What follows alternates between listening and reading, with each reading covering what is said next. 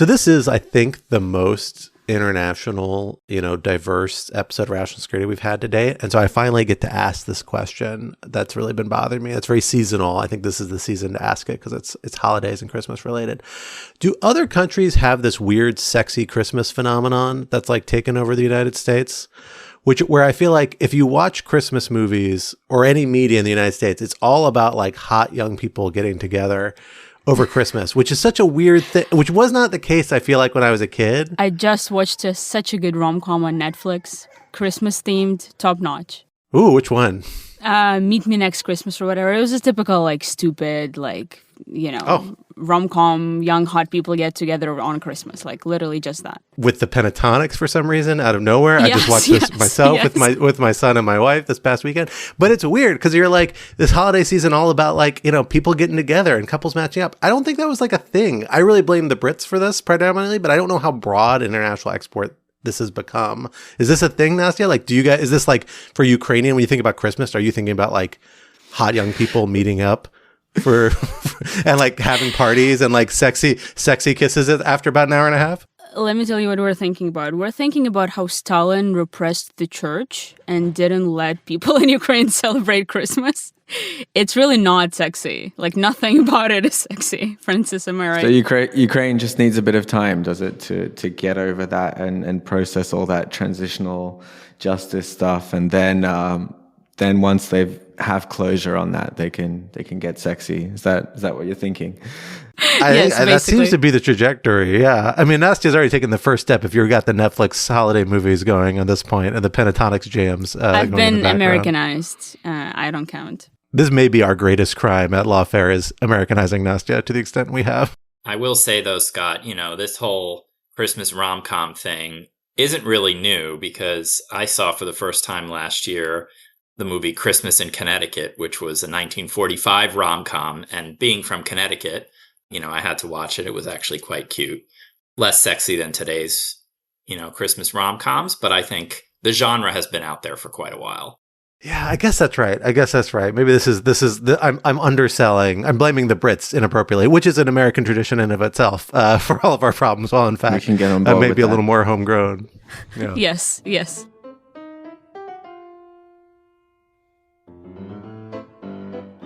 Hello, everyone, and welcome back to Rational Security. We hope you enjoyed your holiday away. We did as well. But we're thrilled to be back with you this week as we dig into some more of the week's top national security news stories with some of my colleagues from Lawfare. Joining me this week are Lawfare contributing editor Eric Ciaramella. Eric, thank you for coming back on the podcast. Thanks, Scott. Great to be with you. And of course, we have Lawfare Ukraine fellow Anastasiia Lapatina back on the podcast. Nastya, thank you for coming back on as well. Thank you for having me. And we're thrilled to be joined by one of your former colleagues from the Kyiv Independent and from the city of Kyiv, Francis Farrell. Francis, thank you for coming on Rational Security for the first time. Cheers, Scott. Great to be here. Very, very excited. I'll open this by saying something where our listeners might note, which I'll say. You have the weirdest Ukrainian accent I've ever heard in my life, but it's not strictly Ukrainian, right? Or you're coming by ways of other places? Yeah, I'm not Ukrainian, really. I'm more of an immigrant to Ukraine. I wouldn't say an expat, but more of an immigrant because I want to live here in the future. But I'm from Australia originally, from Sydney. But I'll try and tone down the Australianness. I feel very conscious of it in this kind of setting. But I think we'll manage. You have also some Eastern European heritage, right? Yeah, my mum is Hungarian. She was born in Hungary, quite close to the Ukraine border, actually. And that's a bit of a sticking point because she's very much supportive of Ukraine, but the next generation above who sit and watch the same Orban propaganda every day, not so much. Let's leave it at that before I start getting frustrated. Fair enough. Well, as listeners may have guessed from our three guests, we have a particular focus for this week's episode. We have wanted for a couple of weeks now to do a deep dive into the state of the Ukraine conflict, what the election or re-election, depending on how you think of it, of Donald Trump to the American presidency means for the Ukraine conflict, the variety of things it could mean, not all of which are clear at this point. And then what the future of the Ukraine conflict itself could also mean for security in Europe and for the broader range of considerations that it inevitably implicates. So we wanted to get together and are going to commit this whole episode to discussing different aspects of this one kind of large overarching question. So our first topic we're going to lay out is what condition might attrition is in. Because by most accounts, after more than 2 years of fighting, the conflict in Ukraine has come to look very much like a war of attrition. How are Ukrainians feeling about the state of the conflict and the prospects looking forward? What steps are the outgoing Biden administration taking to change the calculus? And what impact might they still have, if any? And topic 2, new boss, same as the old boss. Donald Trump's return to the White House promises a sea change in how the United States has approached the conflict in Ukraine. What do his early national security appointments and engagements with, among others, Ukrainian President Volodymyr Zelensky tell us about his plans, and where do they seem likely to lead? And topic 3, flipping the board. Trump's election and whatever outcome he's able to bring about in Ukraine has the potential to reset the strategic environment in Europe and the U.S. strategic relationship with Russia. What might regional security and security for Ukraine specifically look like by 2028? So for our first topic, we wanted to kind of zoom in on the ground and get a sense about both the state of the conflict and how the state of that conflict is being experienced by relevant parties, foremost of which are Ukrainians. That certainly the Biden administration has been active in supporting, although not always in all the ways Ukrainians would like, and that the Trump administration, at least rhetorically, has said they intend to continue to support in a variety of regards, but with perhaps a different kind of medium to short-term agenda motivating the types of support. So let's start there. And Francis, of course, you, I think, has spent more time on the front lines, certainly than anyone else in the podcast, I think it's fair to say, and can give us a real sense about how the conflict is being experienced. Tell us about where the conflict is for folks who may not be tracking the day-to-day, for mostly American audience that it probably isn't that deep in the weeds, and then what that translates in terms of mood for Ukrainians there in Kyiv and around the other parts of the country. Yeah, cheers, Scott. Just to start with, I guess the lead into this topic, you mentioned starting to look a lot more like a war of attrition. I would say that's what it has been for a long time now. If we rewind a year or just over a year to kind of autumn-winter 2023, that was when, we were coming to terms here in Ukraine with the fact that the big summer counteroffensive that was very much hyped up and, that a lot of resources were allocated to, hoping to drive through the southern front line, reach the Azov Sea, maybe set the stage for moving on to Crimea, so on and so on, that it basically failed, which made sense because it was just a task of unprecedented difficulty, going through these incredibly well-prepared, dug-in, fortified lines without air superiority, just something that had never been done before in war. But since then, what we have seen is, Ukraine has not really, if we can talk about the Kursk attack on Russia separately, but apart from that, we haven't seen any perspective for a real offensive with maneuver warfare that could take large amounts of territory at once. Instead, we've seen Russia on the strategic offensive basically the whole time since then. And their strategy has been one of attrition. It has been, it's not a race for them to take territory by a certain deadline. Their idea is to use their advantages in manpower, in firepower, to just break, slowly grind down and hopefully, in their view, eventually break the capacity of the Ukrainian military as a whole to properly defend this huge front line that stretches for hundreds of miles across their land. And that war of attrition, of course, it wasn't really a stalemate. I think there was a big misunderstanding since when the then Commander-in-Chief Zaluzhny wrote this article in The Economist, which was basically saying that it seems to be a stalemate, we need a technological breakthrough. I think a lot of people got the wrong idea from that, which was basically coming out and saying, well, it's a stalemate, so you might as well negotiate peace.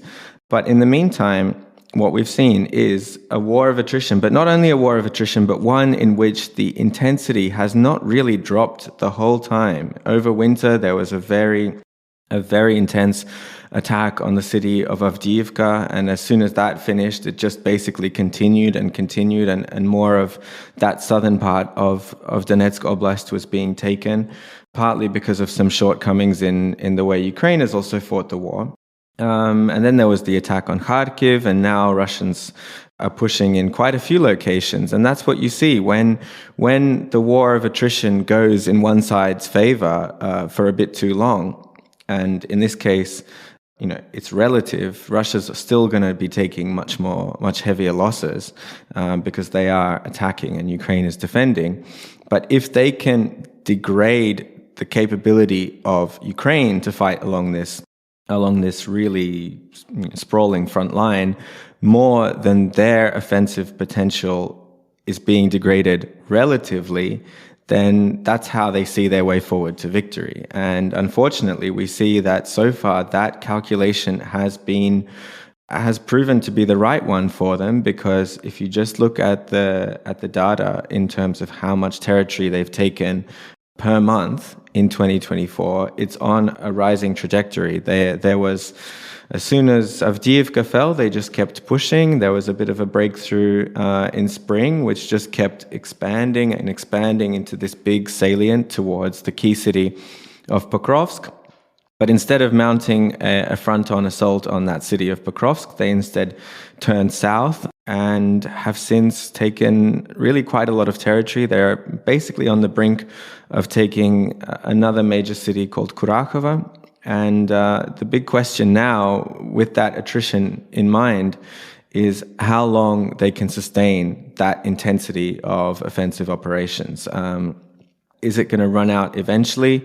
And how long can Ukraine maintain their defense over this long front line? And again, the signs that we see at the moment aren't good. I was in Donbass just a week ago, and our access to the front line was kind of cancelled at the last minute, but we did meet the guys who we were meant to go out with. And what they were telling me was quite concerning. They were saying that part of the reason that Russia has advanced so quickly in some of those areas in southern Donetsk is that the manpower situation is so bad at the moment that often they're working. This was a drone team, a really good drone team. They used these FPV drones and they dropped bombs on advancing Russians. But they were saying that sometimes they were defending empty positions. So they were maybe a mile or two back from the immediate Russian positions from where they were launching assaults. But their task was basically to try and take out as much of these Russians as possible before they made it into these positions, because the Ukrainian positions had no one defending them anymore. So it becomes, you go from World War I style positional attritional warfare to basically a kind of video game where your main weapons are now drones and also artillery, where you just try and pick them off before they make it too far and dig in. So if things keep going on that trajectory, and that situation with manpower is something that we start to see in other areas, then we can expect that rate of advance in other areas too. But of course, Russia's resources are also not unlimited. There's definitely a sign that they see the political imperative to go hard now as much as possible. So we're in for a pretty intense winter of fighting. So to put it, I think, a little bit in perspective, that's such a useful overview. We're at this point now where a war of attrition, when we say that, it's like this classic logic game model is how we usually use it for folks who may not be familiar with the term, where basically the two sides are both experiencing pain. And the question is who can endure the pain longer and who kind of suffers the pain the longest until the other side capitulates. I want to get into some of the Russian constraints on that a little bit. But first, let's talk about the Ukrainians. Because I think this has been a point that has been lost a little bit, and people from the outside don't always get, is just how draining the war effort has been on Ukraine, and the finiteness of a lot of the resources that go into the conflict, not just in terms of weapons and money, things that foreign allies can and are providing, although not always at the pace or scale that Ukrainians want, but also at more fundamental resources, political will, strict manpower, economic, the impact on the broader economy. Nastia, let me turn to you on that. What are the constraints on Ukraine's ability to sustain this war effort that are coming to the fore now, 2 years, more than 2.5 years into this conflict? Which ones are most important, and what is the sentiment that's leaving with, the broader Ukrainian public? I'd say that right at this moment, the biggest constraint and the one that's kind of the most obvious from the public conversations that are happening and from the political rhetoric is the lack of manpower. And it's something that the Americans, our allies, constantly talk about. It's an immense source of tension between the U.S. and Ukraine, and also an immense source of frustrations and tensions within Ukraine as well. And it's been like that for several months. I mean, Francis, correct me if I'm wrong. You see this better from a strictly military point of view, but I'd say it's fair to say that Ukraine's mobilization effort has pretty much failed by this point. I'd go as far as to say that, the government just failed the messaging. The government failed to convey mobilization properly to the public. And a bunch of issues stem from that. And, there is a part of the population that was never really motivated to fight. It's a myth to say that 100% of Ukrainians were always motivated to pick up arms. Of course not. That would never be the case in any country. But there's also kind of dozens of other issues and the background that all feed into this mobilization problem, right? There's an impunity, a certain level of impunity among the top military brass, and when military officers or soldiers come out and accuse generals of sending them to suicide missions or making wrong orders or certain types of misconduct, corruption, almost in all of those cases nothing happens. And so then regular people end up seeing that okay, they may become a part of this big military machine. They may not get the best training. They may not get the best resources in terms of equipment and stuff like that. They now see that the Russians pretty much stopped taking in POWs and just shoot whoever comes their way. We've been seeing so many of these videos of them just shooting Ukrainian soldiers, prisoners of war, which is, of course, illegal and terrible. And then also there is this aspect of not trusting the leaders above, not trusting the generals, not trusting whoever's going to lead them into battle. And as far as I understand, that trust that you need to have with your commanders is the key thing that motivates you and keeps you going, even amid the worst possible scenario on the battlefield. And that's a really big problem in Ukraine right now. So all of that is kind of this big issue that basically feeds into the overall mood of just darkness and kind of things being worse and worse by the week, and with everything happening with Trump, there is this kind of impeding loom that's happening. Of course, there are other constraints like the economy. That one is obvious. American and European aid finances a huge bulk of the country's operations, things as basic as just paying government workers. Apart from the military aid, a huge percent of the Ukrainian budget is financed by our allies. The Ukrainian government is now taking measures to increase taxes, which isn't landing well with the public as well. But the government says that it's a necessity, that there is still a big financing hole in the budget, that, they need more money, which is understandable. But it's also understandable why people wouldn't be happy with it. So there is a lot. There is, of course, increased war fatigue just in general. People wanted this to get over with. So there more and more polls are coming out of people saying that they're in support of some sort of solution. And I'd say that the majority still understands that whatever the solution is going to be at this point, it's not going to be the solution that we deserve or really want, or a solution that's going to actually end this Russian threat long term. My sense is that most people understand that whatever is going to be the pause soon, it's just going to be a temporary kind of solution. And there is a very high likelihood that Russia may reinvade in however many years, and we just have to brace ourselves for that. So overall, it's pretty gloomy in here. Yeah.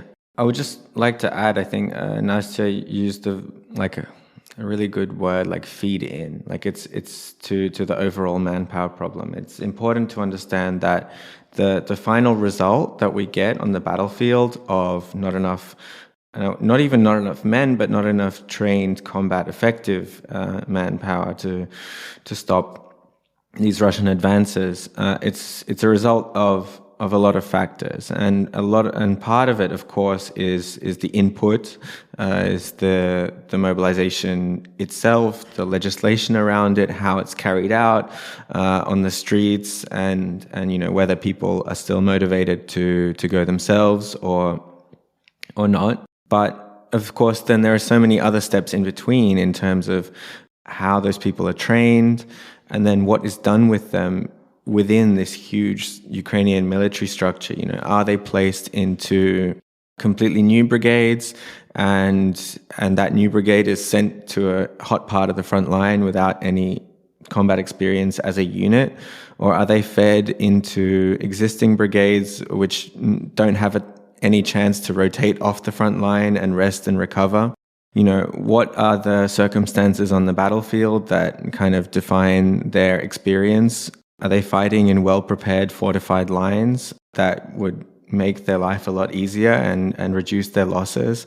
Are they fighting under a really forward-looking commander who puts their lives in absolute top of the priority list? Or are they with kind of a Soviet-style commander who tells them, you need to hold the last house of this village so that I don't have to tell my higher-ups that we lost the village, that kind of thing. And so it's just important whenever we have this discussion. And of course, as I think Nastya said, the input, the taking away of these people from civilian life, economically, demographically, but socially especially, is just the biggest source of pain and tension that you could have in a country at this point, where it's understood that they're needed to fight this war of, this existential war, but at what cost, right? So, it's never something that can just be boiled down to one thing, like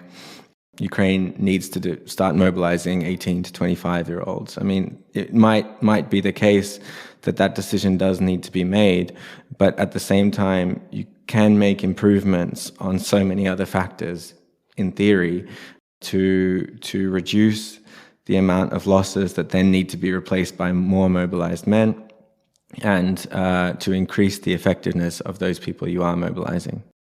So I think this is an incredibly valuable picture of the immense strain that 2 years of a all-out war can put on any state, any society, and particularly one that was already under a lot of stress, external stress from Ukraine. Eric, I want to come to you on this, because this is, of course, the terrain that the Biden administration has been looking at really for the past several months. I think the kind of status quo has been something that's been, since the failure of the spring offensive, since at least earlier this year, this idea of the attrition being the dominant model seems to be a consensus point among a lot of people looking at Ukraine. Some variations, obviously, we have like this Kursk offensive, other things kind of change different pieces of the chessboard, but most agree that it is this attrition question, the durability, the long-term endurance, that's going to be a major deciding factor. So how has the Biden administration been thinking about this the last few months? And what has changed now that it knows it's on the way out? We've seen the Biden administration take a couple of notable steps. In particular, they seem to be, by most reports, trying to rush several last shipments of weapons to Ukraine or lock in other agreements for arms sales. We've seen authorization go forward for use of missile systems deeper into Russia, behind Russian lines, to increase pressure on Russia. What explains this kind of last minute shift? How does it fit into the strategy, and what difference does it make? Is there a sense that these things can help? Is it simply extending the time frame for the war of attrition model? Is it something that this could actually help change the kind of calculus for the parties? Where does this fit into the strategic picture? Yeah, so if we recall, this tranche of aid was only approved in April of this year after a 6 to 8 month, depending on how you calculate, delay by Congress over the border and everything else, which significantly shortened the time frame to spend all of the money down. And so the Biden administration has been trying to rush the remaining funds, some of which are, contracts for new production, artillery ammunition or systems that have yet to be produced, but will be under contract and delivered to Ukraine over the course of the next several years, and some of which is drawing down from existing U.S. stocks. A big challenge has been, though, that, in terms of existing stocks, after 2.5 years, we've drawn down a lot of what we had sort of available as excess. And now the question is about balancing what Ukraine needs against the risk that the Pentagon is willing to take in other theaters in the Asia Pacific, in the Middle East, and for other European contingencies, against NATO or whatnot. So that's a constant renegotiation. And I think after the election, the administration has put a little bit more of a priority on, getting all of this funding to Ukraine, understanding that the next administration might not want to make decisions as quickly, and, that really time is of the essence in this case. I think the strategic objective at this point is to help Ukraine stabilize the lines. That's the most immediate challenge, because, the losses that Francis described in the beginning have I don't want to say cascading effect, because that's probably a bit dramatic, but they do have a cumulative effect both on morale and on the defensibility of the line, because, Ukraine has not really built a sort of layered system of fortifications as the U.S. had been advising for several years now. I mean, there are fortifications in some places, but when Ukraine is being, forced back from really, really entrenched positions like Avdiivka, which they've held on to for, they had held on to for 10 years and was kind of like a fortress, there's not as much behind it. And so there's a worry now that, the Russians are kind of outflanking some of the existing fortifications and could have a straight shot to Ukraine's industrial heartland in Dnipro and Zaporizhia. So that's a real concern there, is basically, stem the bleeding and stabilize the situation. Because if you don't stabilize the situation, then there's no way that Ukraine is going to be able to negotiate from a position other than accelerating weakness. And that's pretty much the worst possible position to be negotiating from. So I think what's been interesting, and, this sort of dovetails into the second part of the conversation about Trump, is how some of Biden's actions do give Trump a little bit of leverage and wiggle room as he pursues this idea of sort of moving into a negotiating phase. You've seen his named envoy, General Keith Kellogg, in some of his media appearances, sort of acknowledge that Biden's recent steps, for example, on loosening restrictions of U.S. weapons use against targets in Russia, it does give Trump a little bit of of leverage to use with the Russians when he comes into office, and it does put the Ukrainians in a slightly better position. And so, it seems like the incoming administration is not really criticizing those moves. Possibly some of them are welcoming them.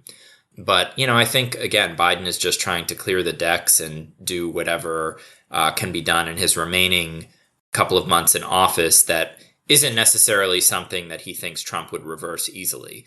So I do think that, one big deliverable that the Ukrainians had been hoping for was movement on an invitation to join NATO. That's, I don't think, going to come, because that's something that really needs to be worked out with the incoming administration, because it would require this amount of sustained political commitment that isn't demonstrably there. And it's worth mentioning that Trump and everyone in Trump's orbit seem completely opposed to that idea. So I want to move to the Trump administration point. Before I do, though, I want to level set a little bit. Let's pretend it is now November 4th, right? We don't know what the election result is.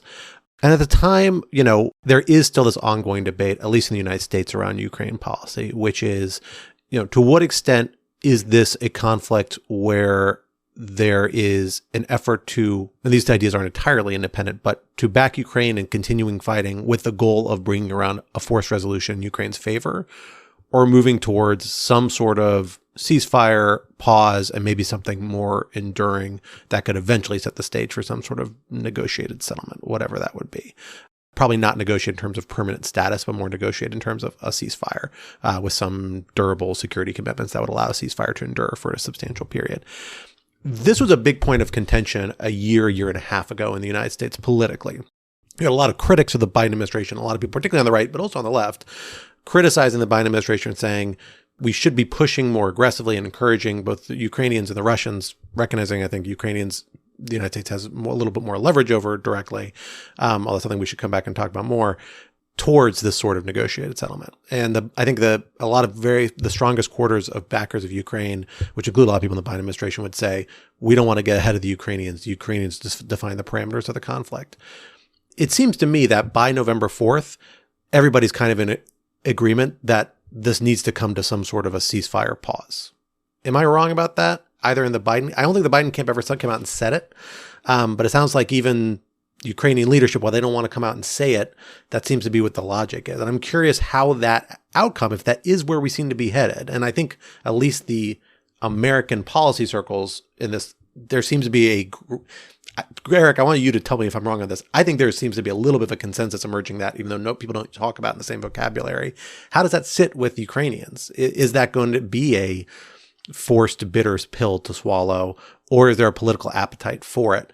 Particularly because, elections are still a possibility. Zelensky's thinking about his political future. And if it's a hot potato issue, that has ramifications for what his parameters are. Eric, tell me if you think I'm wrong about that. And then Francis and Nastya, I want you to weigh on the Ukrainian side. I mean, I think you're right on a sort of theoretical and abstract level that, there is a consensus that the war is, at least now, draining Ukrainian resources faster than it's draining Russian resources. And so Ukraine probably needs some sort of cessation of hostilities sooner. But I think, frankly, the strategic thinking kind of ends there. And we default in this country to doing what we know how to do, which is sending additional military assistance and sort of hoping for the best. And saying that, like you said, we don't want to get in front of the Ukrainians. I think because there is still, this fear of Zelensky and some of the Europeans coming out and, painting the Biden administration as weak. I mean, there's been a huge surge in anti-Biden rhetoric and narratives inside Ukraine, most of which I think, frankly, is unfair. Nastya and I have had this debate before. I think it's a misunderstanding of what Biden has tried to do. Yeah, but, I do think that from a moral standpoint, this administration has not wanted to impose any sort of peace on the Ukrainians and has steered clear of that. The problem is that there has not been a war termination strategy pretty much from the get-go. It's send weapons over and hope for the best. And, I think that there should have been, and there should be in the new administration, some much more structured thinking about how you get from where we are now to a place in which Ukraine actually can negotiate some sort of favorable terms and a real risk-benefit calculus of, a ceasefire versus continuing to fight, bridging mechanisms to get to some sort of enduring security arrangement and whatnot. But there hasn't really been that kind of long-term thinking because everyone has been in crisis management mode. So, again, I think it's unfortunate, but I also think it's the product of, frankly, very successful Ukrainian campaigning for many, many years saying that we have agency and we want to define our own future. And the United States basically said, okay, we'll send you weapons and do what you got to do. And, let's hope we can get to some sort of solution, but ultimately it's on you to define. Okay, I'm already getting heated over this issue. I mean, the problem, and Francis, you should weigh on this as well. The problem with those last few sentences is that, okay, we'll send you weapons and you do what you got to do. It would be great though if the way that was happening was much faster. And I know I'm being annoyingly repetitive, but if you talk to any Ukrainian, including the politicians and the analysts, that is the thing that they're going to say, that how could we have planned a better counteroffensive if we didn't have a bunch of the stuff that we needed? How could have we planned a different operation if we had to wait 6, 9, 12 months for something to arrive and the Russians knew exactly what was arriving and in what quantities and where we wanted to use it because we aired all of that for a year before. So, I mean, there's only so much that we had agency, kind of like abstractly. Like, I guess it's nice that the U.S. wasn't imposing like a peace deal on us, but the alternative, I mean, there was still a lot of constraints on what we could actually do, right? I mean, Francis, what do you think about that? Maybe I'm being unfair. I mean, yeah. I mean, the first question, that there's like issues with the planning and the messaging. I think both on the Western and the Ukrainian side. I think the big Ukrainian gripe and the big question, I think that personally, that I think there's a fairly clear answer to, is whether or not, for example, Washington wanted Ukraine to go forward and retake all of its territory, including Crimea. If the answer is, I just think saying that we'll let the Ukrainians decide, we'll give them so-and-so weapons bit by bit, it seems like a bit of a cop-out to answering that question. And, there's a reason why Ukrainians took issue with this constant phrasing of we'll support Ukraine as long as it takes, rather than until victory. And I feel like it is true that is when the nuclear threat really comes into play, that there are real worries to have, but Ukraine is ready to take on those risks because they see that as their territory. But if we look more, that's been the ongoing Ukrainian gripe, and the ongoing gripe with the idea of just negotiations, for their own sake, like cutting a deal with Russia to stop the war. Like we've been here before. Russia does not respect, anything that's signed on paper. I think the real problem begins after, as I said, like a year back, like after the end of the counteroffensive, when we see that even if there was a surge of weapons, we see through the experience of the counteroffensive that it was very unlikely that Ukraine could try again and be more successful and go forward and take more of its land. And then I think at that point, but then the messaging from Kyiv didn't change. It was like, we're going on to victory, victory, victory. I don't know what the discussions were in the back between Kyiv and Washington then, but what was really needed was for both of them to come to a real, very reasonable, actually, strategic plan, which would have been very simply, okay, we need to work together the most effectively as possible to break Russia's idea that they can break Ukraine on the battlefield through weapons, through smart military planning, through brave political decisions. But it doesn't seem that seemingly obvious kind of conclusion necessarily was reached. And I think both sides at that point are to blame. So let's pivot now to this new moment we live in, November 5th and after. Because I think the one thing that gets lost and maybe is sometimes missing from this conversation is the extent to which Biden was and has been, frankly, well to the support Ukraine side of whatever the political spectrum is in the United States. It's not really clearly left or right. But Biden has gone out on a political limb in backing Ukraine on a lot of efforts. And frankly, a very credible case can be made. It contributed substantially to his failure to win re-election because of the economic ramifications more than anything else. So because of that, we now have an incoming administration that has, historically been much more hostile to U.S. position and support for Ukraine. Obviously, Republican Party holdup was the biggest reason, mostly why assistance was held up. As one wing of a party, it does not dictate the future Trump administration's foreign policy, but it's still a notable voice in there, and it might dictate how Congress embraces and supports the Trump administration's foreign policy, given the narrow margins Republicans have in the House there.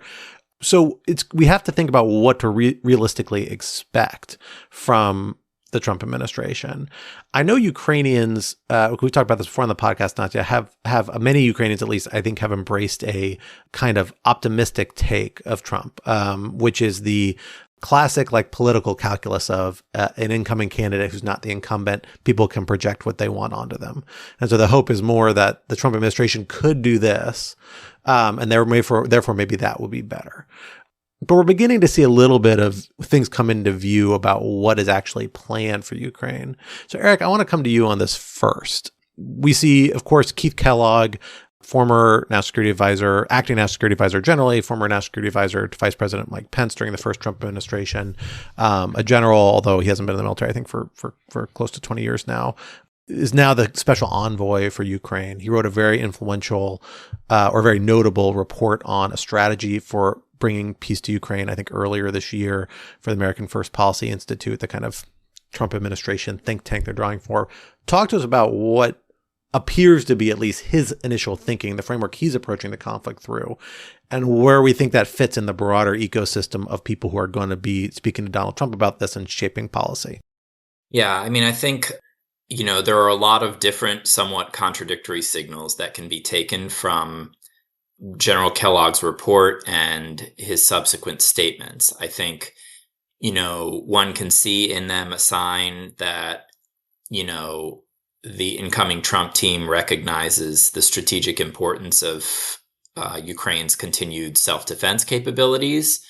At the same time, there's points in there on Ukrainian military neutrality and sort of the desire for a rapid ceasefire at sort of whatever cost it might entail to Ukrainian sovereignty. And so, I mean, I think the main takeaway as I read through that is that it's still a lot of political slogans and very little by way of a concrete plan. And so I think, again, the sort of, the expectations for what Trump and Kellogg and others will do are still really uncertain. And, I think it can kind of go in both directions where, in one direction, there's greater pressure put on Kyiv to start talks and that, conditionality is placed on U.S. aid. And you may see a diminution of U.S. assistance that basically forces the Ukrainians to recognize that if they don't negotiate now, then they're going to be in an even worse position, 6 to 12 months down the line. And there is an argument to be made that I think some in Kyiv are probably looking at in the optimistic case that, Trump is unpredictable. He doesn't like to be a loser. He likes to look strong. And so maybe he'll do some things that Biden wasn't willing to do. To me, that is, playing the lottery. Yeah, you can win big, but 9 out of 10 times you don't. And it's not that the Ukrainians have much of a choice because Trump is going to be the president at noon on January 20th. But I think there's a lot of, let's say, optimistic reading into what's there, when in fact, I think the signals are much more mixed. Francis, let me come to you on this. 'Cause I know you did a couple of pieces, I think, for the Kyiv Independent, as I recall, looking at, the presidential candidates leading up to the election and kind of looking at sometimes optimistic or different views about how they may approach this conflict. How does Eric's assessment line up with how people are thinking about it in Ukraine? And has that thinking changed since November 5th, since we're seeing some of these initial efforts? We saw, obviously, a talk between Zelensky and Trump and Elon Musk, somewhat coincidentally, it seems, that by most accounts actually was a positive one. I think both sides reported positively. I don't think there's a lot of substance in that reporting. But nonetheless, there's a line of communication and dialogue, and it's notable that this was an early call Trump took, to some extent, or arguably notable. So how are people perceiving that on the ground? What do people think is going to come out of Trump, a few months into office now that we have his envoy in place?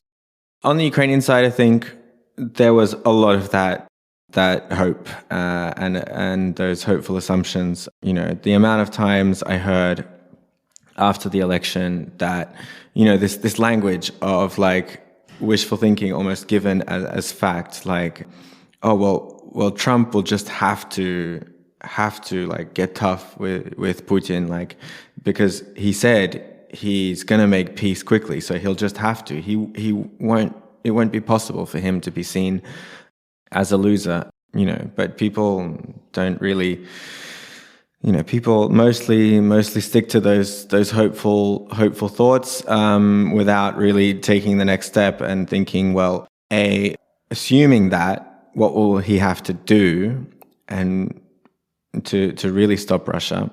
And B, how sure are you that he's not going to just realized that he has a lot more, it's a lot easier for him to exert leverage on Kyiv than it is Moscow. Even if things really go badly and he doesn't get a quick peace, which is looking like a very difficult task, he's not going to step away and blame Europe, Zelensky, and especially Biden. So I think what's interesting, and I was talking just before about this like messaging from Kyiv about ending the war, which was a little bit out of touch with reality in the sense that it always, was completely against the idea of freezing lines of control and, ending the war without getting all the territory back. Long after that was not a kind of realistic possibility on the battlefield. Now in the last... And I just want to interrupt you a little bit. They would literally come out and say just that. Like Zelensky would go and say, no one is ever going to freeze this conflict, kind of statements that like, we will never do this. We will never agree to freezing the conflict. It was really quite stark. And now in the last few days, we see the messaging changing pretty drastically. Zelensky openly admitting in interviews that we could end it now along current lines, get back the territory later through diplomatic means, but more importantly, that the 100% the condition for this is NATO membership. And I think it was just yesterday that the foreign ministry said that no kind of other newly written security guarantees are going to suffice for Kyiv. They don't make a substitute for an Article 5 defense, because we already saw what happened with the Budapest Memorandum. So there's this feeling of history and legacy, I think, especially for Zelensky. He just feels that, okay, with Trump, we do, maybe need to take advantage of this opportunity to get Russia to stop, to end this very painful war. But at the same time, he does not want to go down as the president who initiated a very shaky ceasefire that was later broken. You see now it's time for him to fight tooth and nail for hard security guarantees, aka NATO membership, which is the only thing he'll tolerate. But there's the issue of, again, Trump, as voiced by Kellogg, not seeing that as an option. And more importantly, for Russia to decide to stop, we're talking about Russia giving up not only the momentum they have on the battlefield, but the chance of invading Ukraine later. So... but at least they've made that first step, that they're not kind of existing in a complete alternate reality at this point. I will say, I think I've mentioned this on this podcast before, maybe when you were on last time, Nastya, but I'll throw it out there. I took Zelensky's peace plan that he rolled out a few weeks ago as a very Trump-facing proposal, because he essentially had a bunch of things that don't make a lot of sense, except if you see the world through the eyes of Donald Trump, as we know he does, about things about replacing U.S. troops throughout Europe with Ukrainian troops and guaranteeing exports of various types of minerals and resources from Ukraine to the United States. Those are things Donald Trump really cares about. We come up all the time in how he talks about the world in conflicts during his first time in office. I don't think either one is a big strategic mover if you're talking about the actual interests of countries from one type of perspective, but putting those so prominently, like Zelensky knows he's got a new audience and he seems to be pivoting towards that. And this question of NATO membership, I really wonder whether that is recognizing that is going to be a red line for Russia, almost certainly, an effort to really stake out a very, very broad bargaining position that you're going to have to walk back from, and setting the parameters for debate, essentially, trying to put yourself in more favorable territory from the outset or not.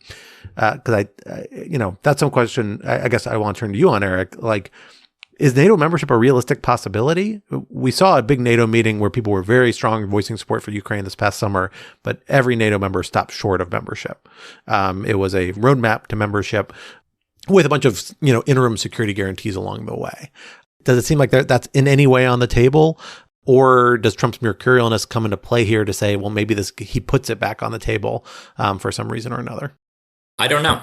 I think it is definitely within the realm of possible that Trump would see some benefit to bargaining with NATO membership, either putting it on the table or, again, as the Kellogg plan suggests, taking it off the table as a way to incentivize the Russians to accept some sort of, peace deal.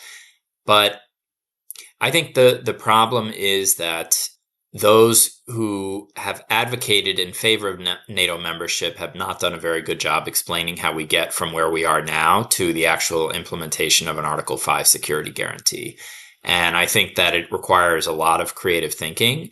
I think the challenges are very, very, very substantial, but not necessarily insurmountable if there is, again, the will to kind of create this runway, as you were saying, where there could be interim arrangements and I don't want to call them interim guarantees because that's kind of hard to imagine what that would look like, but interim arrangements that could build towards an ultimate security guarantee.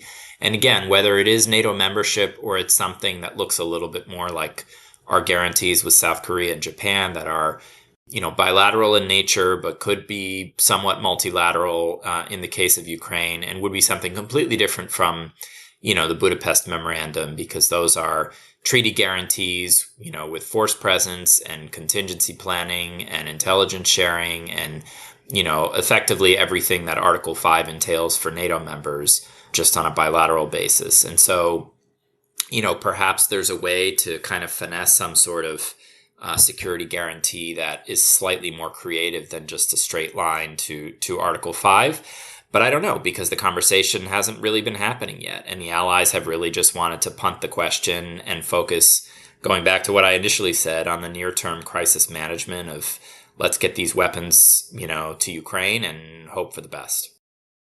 So the underlying consideration of a lot of this debate, in my mind, is this question of leverage over Russia, both what leverage the United States has and how much of it the Trump administration is willing to wield. Because as Francis, as you really set the stage really excellently, I think, if there's a real disparity there, we know the United States has a lot of potential leverage over Ukraine.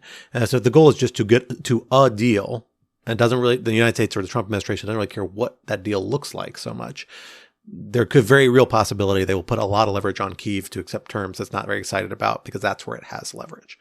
And I think that, insofar as Trump's motivation on here might just be to score a symbolic win and get that kind of symbolism, that's definitely a possibility here. But there is leverage over Russia. We know we have pressures of the battlefield are real. I think at this point, Russia has an advantage in the war of attrition, and that's going to be a hard thing to undermine for such a larger country with its own substantial industrial base, et cetera. But obviously, loosing Ukrainians to strike within Russia is intended to make the conflict more painful for Russia, up that tension of conflict. And then in the, medium to long term, the whole sanctions and export controls package the United States and allies have imposed, while it has not done a great deal to force an end to the conflict in the short term, as some people hoped it would, is imposing real costs on Russia in the medium term and is going to get even greater over time. Most of the economic projections say the biggest pain points are coming in the next year and then kind of cascading out from there potentially, although Russia has proven very adept at finding ways around them a little bit. So Nancy, I want to come to you about this. Because I know you've done some thinking about this. I know we've talked about a piece you were considering about where is the leverage over Russia. I'm curious where your thinking is on this. And Francis and Eric, I want to get your thoughts on it too once we hear from Nastia. I think there is real leverage the United States has over it. But this, to me, is the bigger concerning thing for the Trump administration, is that I think it all entails actually pains for the United States, in that, economic isolation actually has ramifications for the global economy that triggers back on domestic audiences in Europe, in the United States, but in other places. And it requires a degree of sustained will because it is long-term costs of piling up. Particularly for short-term objectives, I worry that the biggest way to get leverage over Russians by offering them carrots, not sticks. And that means sanctions relief, things like that. Some of which is a totally appropriate thing to put on the table. But if you do too much of that up front, then you lift a lot of the medium to long-term pain that is, by at least current estimations, intended to suppress Russia's economic and military and industrial capabilities so that the next war it starts, it's less capable to be effective there. Am I wrong on that? Is that a reasonable concern, or are there other pain points we have reason to believe the Trump administration can bring to bear more effectively or might be able and willing to bring to bear more effectively?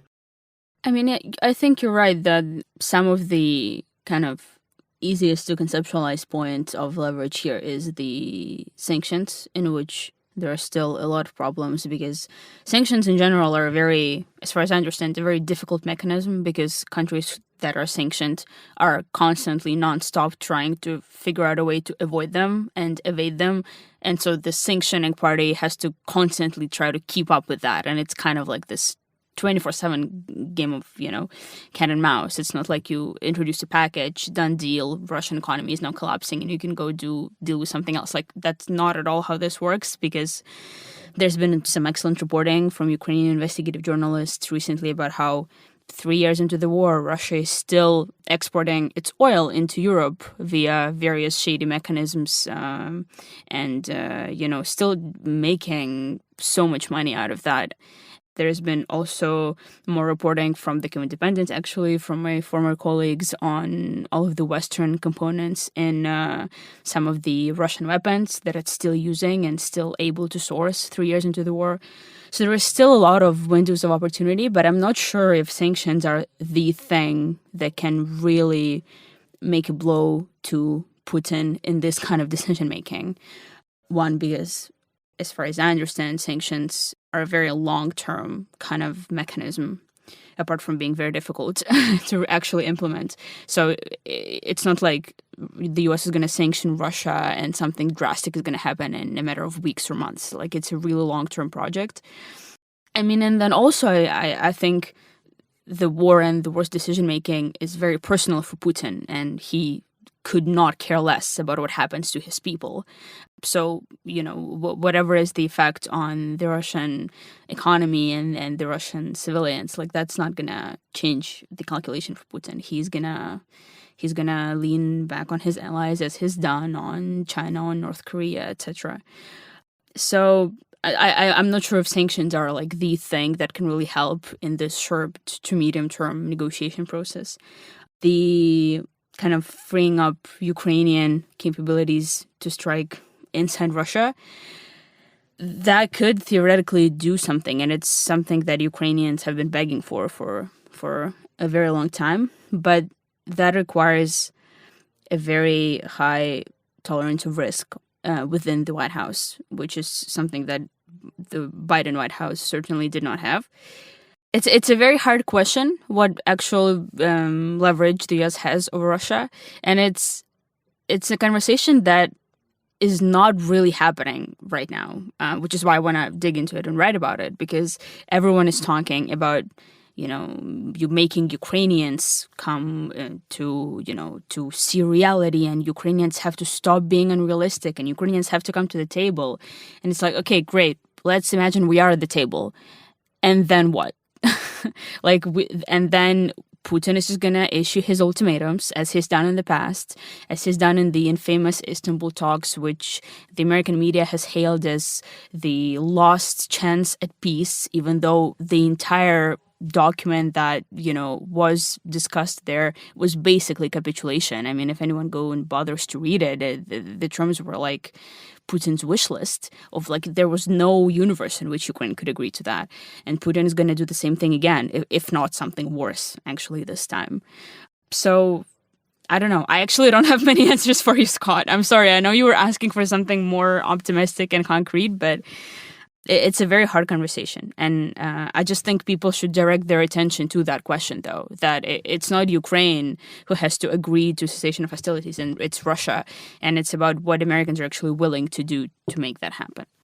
I think it's a great question. I want to come to Eric and Francis on that, but let me pivot it into our third topic, which I think actually bleeds into this a little bit, which is the idea that whatever the outcome is in Ukraine, and frankly, a lot of the leverage brought in Ukraine relates to the broader security environment in Europe generally. A short-term ceasefire that gives a bunch of way to Russia to get them to accept a ceasefire for a few months could set the stage for a Russian reinvasion much sooner by lifting sanctions, lifting export controls, doing a bunch of other things. It also, that has ramifications for Europe. And we're already seeing European allies who feel differently than the United States does on different aspects of the Ukrainian conflict in different ways. Some begin to talk about the need for more of an independent European security capacity that can be brought to bear for Ukraine's benefit and for their own benefit if we have a newly belligerent Russia, albeit one who's proven to be not as effective as I think everyone worried they would be before in 2021. So Eric, let me come to you first on this. This question of incentive pressures, like where the pressure is on Russia, really bears into that whole security environment. The whole European security question is really, how do you properly contain Russia? So what does the question of this, how we resolve the Ukraine conflict, and particularly how Trump might resolve the Ukraine conflict, or at least try to in the short term, how does that bleed into that security picture? What could the ramifications be at that kind of broader macro level? When we look at Europe in 2028, what might it look like? Where would you put your money as a smart watcher of these issues? Yeah, I mean, I think at this point, it needs to be recognized that Russia is going to pose a long-term threat to European security, period, end of story. And so there's really no credible possibility of some cooperative vision for security like, what was sort of laid out in the early 90s after the Soviet Union collapsed. And I think recognizing that leads you to a policy of long-term containment. And I think Ukraine's role in that containment and deterrence strategy is going to be pivotal. And the question is whether fundamentally the United States and European countries think that it's better to collectivize this security responsibility in a way that has Ukraine under the umbrella, or whether maintaining this sort of privileged relationship short of institutional membership, but enabling Ukraine to have a large and credible army that itself can, hold the Russians at bay in eastern Ukraine is a better approach. And I think that, while in my view, the former, having Ukraine be institutionally part of NATO and the EU, is a much more stable long-term outcome. I think because of problems of political will and the multitude of voices in the West that have differing views about what's necessary and what's worthwhile, I think we'll end up defaulting to something that looks more like the latter. And it's not necessarily guaranteed to be a failure, because Ukraine is a large country and it's showing that it has the possibility of having a vibrant defense production sector, to which many European countries are now contributing directly, started by Denmark. And so, the possibility that Ukraine could emerge pretty well fortified and capable of defending itself with this kind of pipeline of support long-term from the West, again, is not, I would say it's not a disastrous outcome. It's still not as good and as solid as a path towards, NATO membership and a real Article 5 security guarantee. But, again, as long as these long-term commitments are in place and Ukraine's intelligence sharing, military technical cooperation, training regimen, all of that can be integrated more with the West, then, I do think that is going to factor into Russia's calculus about whether it can afford to invade again. I mean, we shouldn't just assume again that, the war ends, Russia rearms, and then it attacks. I mean, I think there is a possibility if support disappears during that ceasefire period, then obviously the advantage goes to Russia. But there's a way to structure a ceasefire period where Ukraine keeps getting stronger at that time too. Francis, let me come to you. Oh, it's probably going to be our closing word on this as we're running short on time. Bring us back down to the ground there in Ukraine. What is the vision for where Ukraine fits in this broader security architecture moving forward? I think about, we have a sense of where Ukrainians would like to be and want to be, but what is realistically the environment they're looking at for the next 3 to 5 years, or in the next 3 to 5 year window? Like, what is that likely to look like from your sense, or do Ukrainians on the ground kind of have a sense about what that window looks like? Because that, in my mind, is to some extent, any negotiations now have to look at that window, because you want a sustainable outcome, not a short-term outcome. And that to me is the trickiest formula, and where the Trump administration's mercurial nature may be more of a detriment than it may in the short term, because of that sustainability, that sustained vision sense. Do Ukrainians have the luxury of thinking about that at that point, or is that something that's just too far out the window given the immediate needs?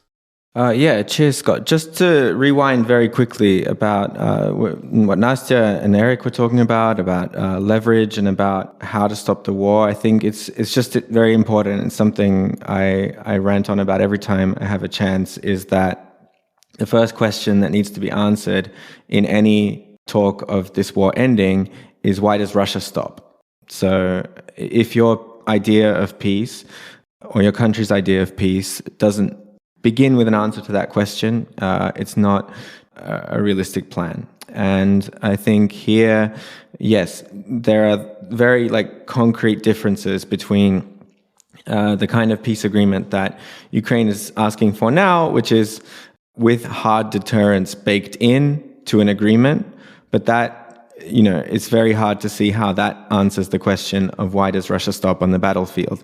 And this is still, in the Ukrainian psyche, still quite a scary thing for the reasons we've talked about. But if there is a peace without that hard deterrence, it becomes, as Eric, I think, very eloquently put, this race to integrate Ukraine into that European security architecture as quick as possible to avoid a second invasion. And, at the end of the day, a lot of people were saying that the first full-scale invasion wouldn't happen, but this is a question of Putinology at the end of the day, and it could go in different ways. And I think, when it comes to Ukraine's perception of what that time period might look at, I think on the level of the masses and how people kind of feel about this emotionally, again, a peace without a hard guarantee is a very, very scary prospect. But in the meantime, and just to bring an example, I was just yesterday actually at visiting one of the largest drone factories in Ukraine. The scale is insane. They are producing thousands of kamikaze drones every day, which, as you know, are cheap, more high precision than shells. There's a constant technological arms race that is happening at a rate that Western countries and Western military industrial complexes cannot keep up with and cannot even probably comprehend, in terms of the quick feedback loop from the battlefield and technological innovation that's happening. And then, and don't even get me started about AI in that world. So there is a lot of opportunity here and that was part of Zelensky's victory plan that he presented to Western countries, that a big part of why it's in your interests to end this war, if it's not an immediate secure Ukraine, but to invest, to fight for a secure Ukraine and to bring Ukraine into your security community, is because you need our experience, you need our technology. Otherwise, you'll be really left in the dust in the next big war, even if it's an asymmetrical war in the Middle East somewhere against non-state actors. We're seeing what's going on in Syria right now. So, when it comes to the big players like these huge drone manufacturers who are just chomping at the bit to be let into to have export to Western countries allowed and start, signing contracts with big Western companies. There's so much potential there, and I think, as Eric said, that second option of that kind of race for integration, it's not necessarily as gloomy as it might immediately seem to a lot of Ukrainians. Well, we are at time today. This has been a phenomenally interesting conversation, a very serious one, probably a little more serious than we usually get on rational security, but I think a really important one to have. I want to thank all three of you for joining me to have it. Before we leave, though, this is Rational Security, and this would not be Rational Security if we did not leave the listeners with some object lessons to ponder over in the week to come until we are back in your podcatchers, talking about some of the other gallows humor, slightly more lighthearted topics like shitting all over Trump's appointees, which is likely to be a topic for next week. But until we get back there, Nastya, what do you have in mind for this coming week? What do you have to recommend to our listeners as an object lesson? It's similarly serious and perhaps even slightly darker than what we talked about. Is this the new Lindsay Lohan holiday movie? Is that the other one you streamed on Netflix? Because that one is a downer. No, I'm actually about to recommend a book on Russia and the Fair KGB. enough. So it's like a million times more serious than a Netflix Christmas movie. But I've been reading a book by Catherine Belton, Putin's People, how the KGB took back Russia and then took on the West. And it's an incredible book. And I want to recommend it. Apart from it being super important and interesting, it describes Putin's rise and basically how KGB propelled him to power and dispels this myth of Putin being a nobody, like a gray mouse kind of guy who is like Russia's accidental president. She describes how that's not really a thing. And she does it in a way that's very interesting, and the narrative and the storytelling is so digestible. And it's also like probably the most immensely sourced thing I have ever read, because the author, it seems like, interviewed like every Russian oligarch there was and like dozens of Kremlin insiders and people who've worked with Putin. It's an immense piece of work. I cannot recommend it enough. So whoever is interested in Putin and why Russia is so fucked up, I don't know if we can swear on this podcast, they should read this book. It's amazing. Permitted and encouraged. Eric, what do you have for us this week for an object lesson? Well, I think in light of the martial law crisis in South Korea, I would recommend a movie that I very belatedly saw, which probably 98% of listeners have already seen since it won the Academy Award for Best Picture several years ago, but the South Korean movie Parasite, which I so good. Yes, which I only saw a week ago on a flight back from Europe, but it's outstanding. It deals with class issues in modern South Korea. It's, sort of a dark comedy, quite dark though, but extremely well done. And I would recommend it to the 3 or 4 listeners who haven't seen it yet. I will recommend, I think we all should take a moment to celebrate South Korean democracy this week for setting a standard for everyone about how to deal with a potential coup. So go, enjoy Parasite, have some bibimbap and, sundubu jjigae, I think is the tofu soup I make with kimchi sometimes. It's something worth celebrating. So good for you, South Korea, for setting an example for everyone.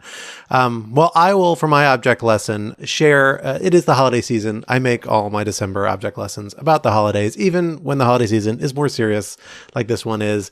I am taking the time this evening to go see a show I've been waiting for I think a decade since the last time they do this. This is the Ted Leo and Amy Mann, wonderful millennial artists for middle-aged dads like me in the United States who are doing a music variety show with Paul Tompkins, Josh Allenman, some of my favorite comedians, coming to Virginia, thankfully, tonight. I think they have a few more dates on the East Coast. I've looked at the set list. It's pretty awesome, not least because Amy Mann is actually bringing back a couple of her classic 80s pop artist days from her band Till Tuesday from the 80s, which was like had a big flash in the pan moment, but evidently they do a couple of them, which I don't think she plays it off live that often, which I'm really excited about.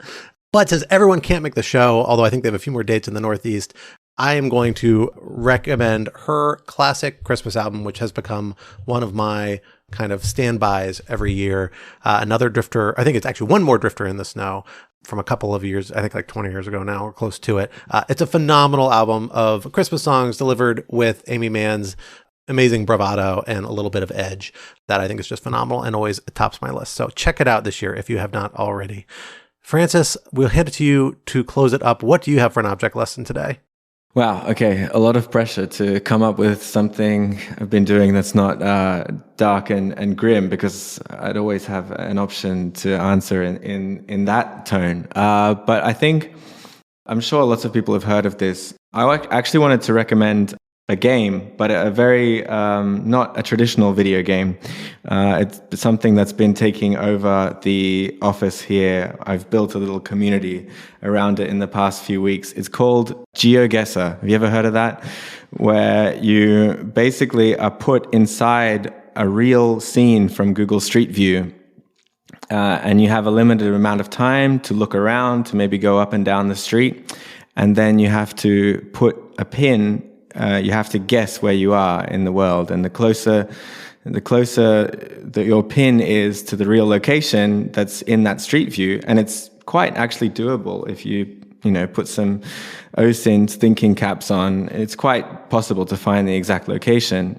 Then you get more points. And they have monetized it a lot, and so like really hard. And so there's the only free version is to do a daily challenge of 3 2-minute tests, which actually works great because it means you can't get addicted to it. And so you can start doing it in your office, and everyone has the same daily challenge. You can compare scores, and it's a game where you won't get addicted. You can't spend too much time on it, but you can actually see the world a bit and use your brain if you haven't done enough of that in the workday anyway. Is this the new Kyiv Independent office activity? Yeah, we have a separate Slack chat and everything. And we have like a leaderboard of the records and stuff, yeah. That's amazing. That has a kind of open source OSINT kind of technology written all over. I remember they used to use, when you had to log into websites, that thing we had to identify 4 images. They were using that to translate old scanned text that didn't OCR properly. So you had to identify what's a J, what's an F. And I feel like that's where this is headed soon, to begin crowdsourcing huge OSINT operations. But until we get there, it sounds like a lot of fun. I'll have to check that out. That's interesting. Well, folks, that brings us to the end of this week's episode. Rational Security is, of course, a production of Lawfare, so be sure to visit us at lawfaremedia.org for our show page, for links to past episodes, for our written work and the written work of other Lawfare contributors, and for information on Lawfare's other phenomenal podcast series, including Escalation, coming soon to a podcatcher near you. In addition, be sure to follow Lawfare on social media, wherever you may choose to socialize your media, and also be sure to leave a rating review wherever you might be listening. Finally, don't forget to sign up to become a material supporter of Lawfare on Patreon for an ad-free version of this podcast and other special benefits. For more information, visit lawfaremedia.org/support. Our audio engineer and producer this week was Kara Schillen of Goat Rodeo, and our music, as always, was performed by Sophia Yan, and we are once again edited by the wonderful Jen Pacha. On behalf of my wonderful guests, Francis, Nastya, and Eric, I am Scott R. Anderson, and we'll talk to you next week. Until then, goodbye.